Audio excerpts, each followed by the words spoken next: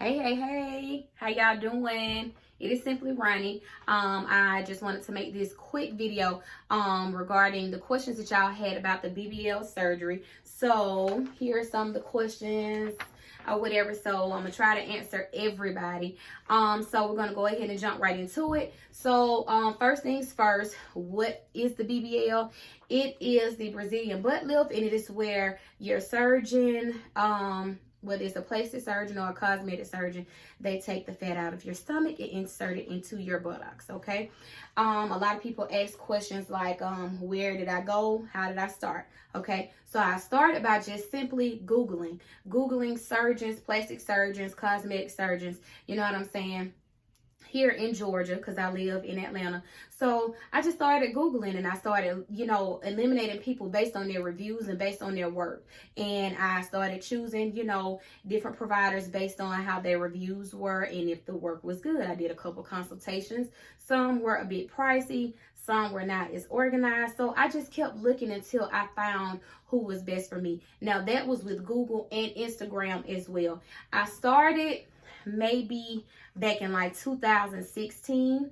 I already had the thought though in my head, like after I had my son, after I had a C-section, I was like, I do not want my stomach to be, I don't like it.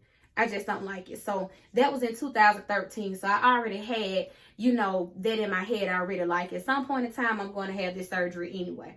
So it wasn't until 2016, 17 where I started doing my research. And by like 2018, 19, that's when I became more serious about it. And so the next question is, who did I go to for my BBL surgery? I went to Dr. John Sampson. That's with Seduction Cosmetic. Okay, not cosmetics, Seduction Cosmetic. Okay, and he's located in Miami. I chose Dr. John Sampson because his work is really good. It got to the point, well, before I started following him, I was following Seduction Cosmetic, the initial page, and it had several doctors in their work on there. But as I began to pick certain pictures, every picture that I picked that I liked, it always had Dr. John Sampson on it.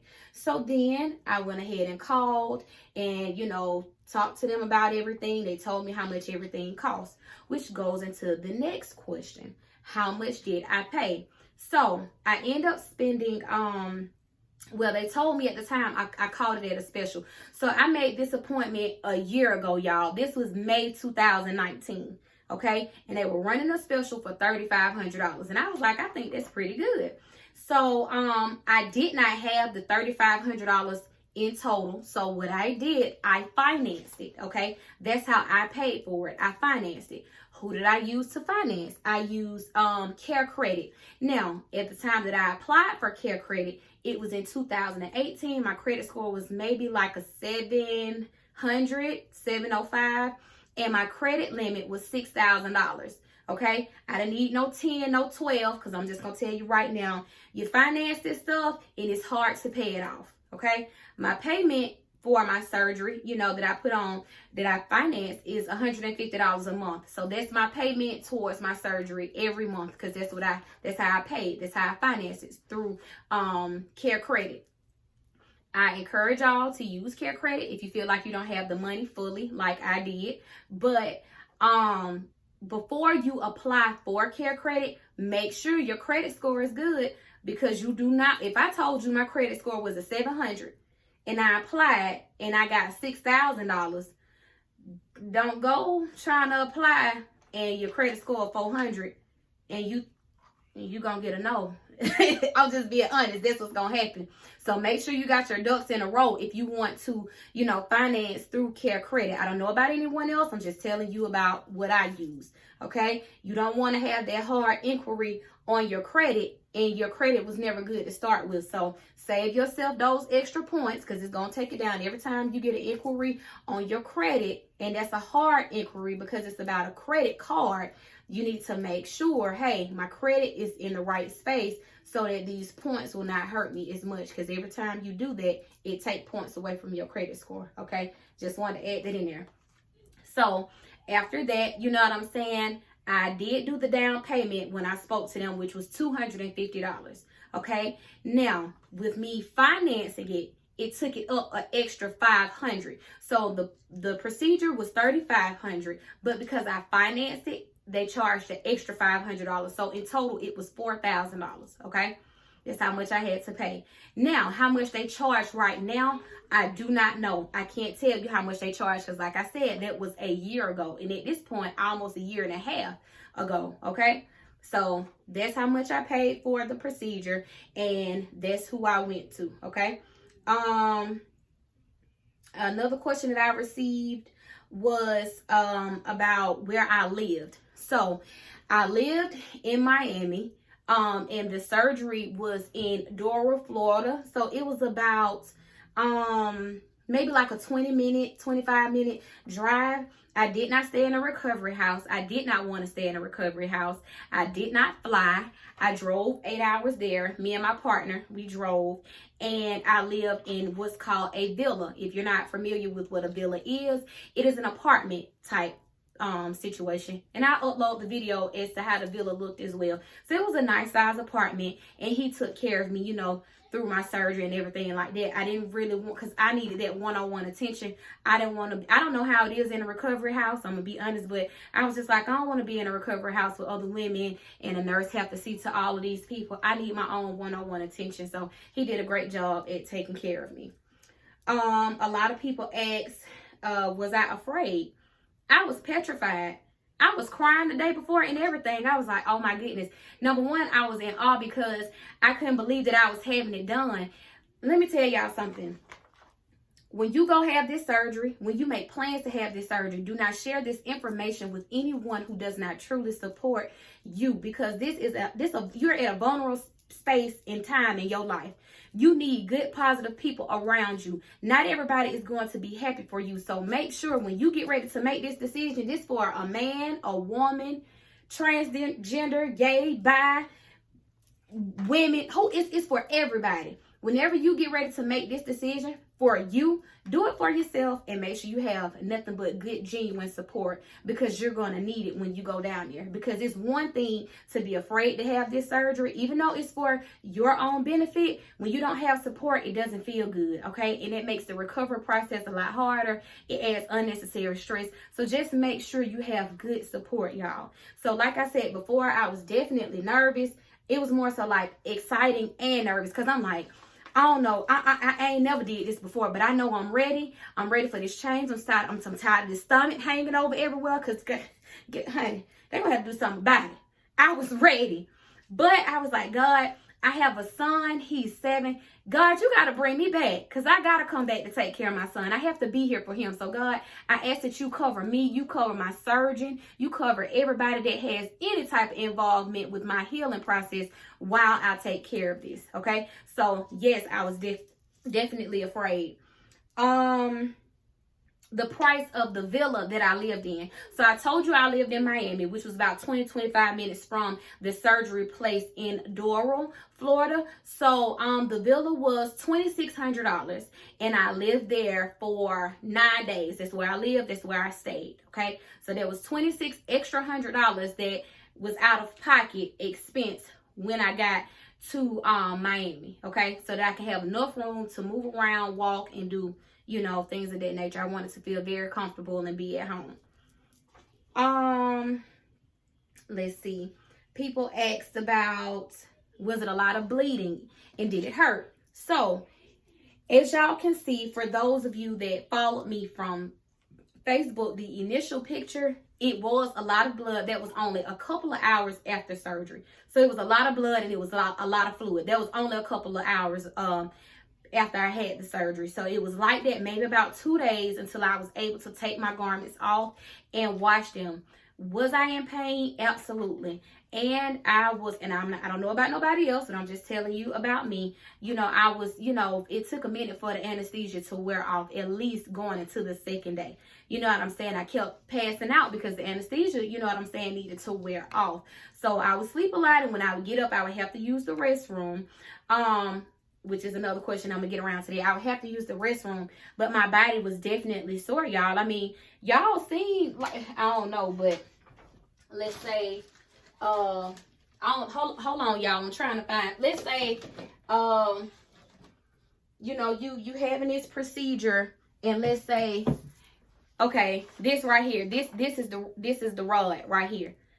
In actuality, it's about this long, okay? So imagine this going in and out. That hurt. Yes, it hurt. It was extremely painful. Did I feel it? No, because I was up under anesthesia. You're going to be asleep. But when you awake, it's going to feel like you got hit by a train, okay? Again, this is just my experience. Simply because I have a very low pain threshold. I don't have tattoos or anything.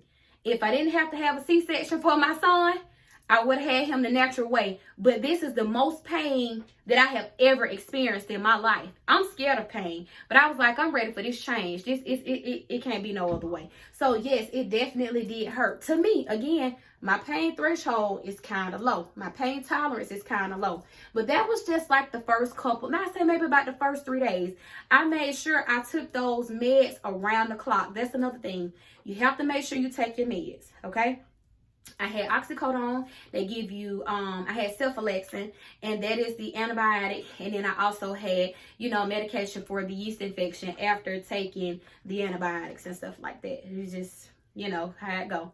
So, back to how did I use the restroom. So, I had to stand up because I couldn't sit down. Because when I thought I could, I instantly passed out. Like, no lie. It ain't funny because I was like, oh, you know, okay, I'm up, I'm moving around, and I got ready to sit down, and it was like, just like that, y'all. Like, I can't make this up. It'll take my partner to explain it to y'all, but I had to stand up, like, you know, pee in a cup, then, you know, pour it out in the toilet, flush it, wash my hands, you know, and my partner cleaned me up and wiped me up and stuff like that until I was able to sit.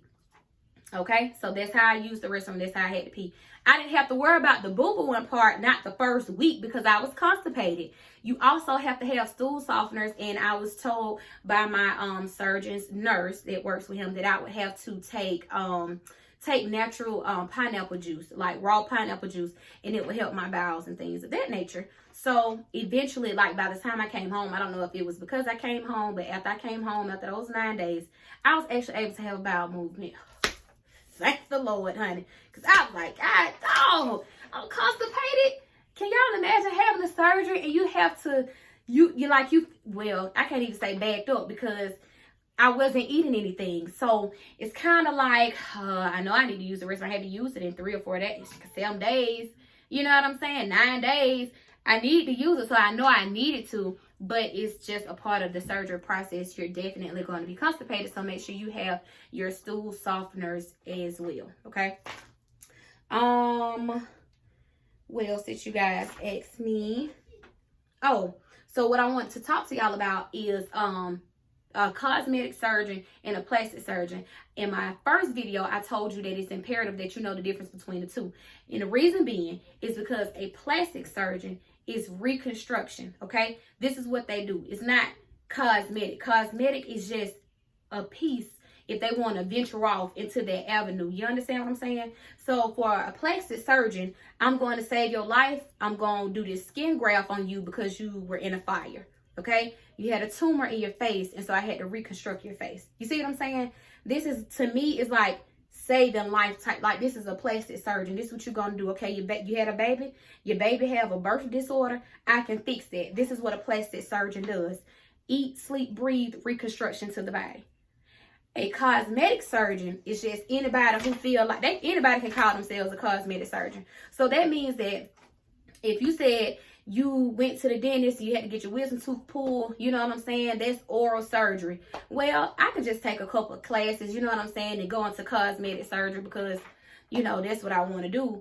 And whoop, that is. I can do your BBL. I'm a cosmetic surgeon. Or like that dermatologist who, you know, ended up losing, I don't know, I think it was her license, or she got in trouble, you know what I'm saying, because she was doing lipo on a woman and didn't have her approval, kind of like a HIPAA violation type thing. I don't know if y'all heard about that, but she was a dermatologist, but she was a cosmetic surgeon. Do you understand what I'm saying? Do you see the difference? I don't want a gynecologist who has certifications or that took some classes in cosmetic surgery. No, I need a plastic surgeon. You eat, sleep, breathe, reconstruction to faces, bodies, skin grafts, tumors, birth defects, you name it. I know that you are the person for the job. Okay, so that's how I chose Dr. Simpson. I also was happy at the fact that he was black. I ain't gonna tell you no lie about that either. I'm rooting for everybody black. That's what Issa Rae said. So that's what I was on too. I was like, yes, perfect. I'm just telling you, that made me even more comfortable with me doing, you know, allowing him to do my surgery. Okay. Trying to make sure I hit everything that people want to know. Another thing, y'all. I had to have my lymphatic drainage massages. Now, you have that the very next day after you have surgery. Can you imagine how that feels? I can only tell you about it. You just had, remember y'all, the rod doing all of this right here. You barely can walk. You can walk, but you sore because you feel like you done got hit by a train. And then the next day, you have to go and let somebody push that fluid out and massage that fluid out. It hurts like no other. And I have told y'all before in previous videos, like back in July when I first did this, I was crying, snot was slanging. Yes, it hurts. Now, the price for the lymphatic drainage massages, it depends on who's doing them and where you go. You have to have them after your surgery, immediately after, because you have to get that fluid out because it'll build infection, okay? That's the purpose of taking the antibiotics as well, to reduce, you know, infection. But you have to definitely have those, okay? So make sure you have your massages so you can get that fluid out, and it's going to make you feel a whole lot better. Because as I got my massages, I was like, oh, thank God. I feel like I'm feeling like I can get around now. It feels a lot better once you get the fluid out. Now, the price of that, when I looked it up online, it said the prices for lymphatic drainage massages vary from $75 to about $150. Now, when I was in Miami, I paid $80 for my lymphatic drainage massages. But when I came back home, I had to maintain them to keep me smooth and so that I won't be lumpy, okay? So I did go to, his name is Rome. He is a mobile massage therapist. I'll put his information in as well at the bottom of the video. And the name of his business is A Touch of Rome, and he is great. He is the best. I also did a video about that too. So y'all, it still was hurting a little bit, but he did a great job. I don't know how, you know, his prices may vary because he is mobile. So, you know, I can imagine if you stay further, it would be more expensive.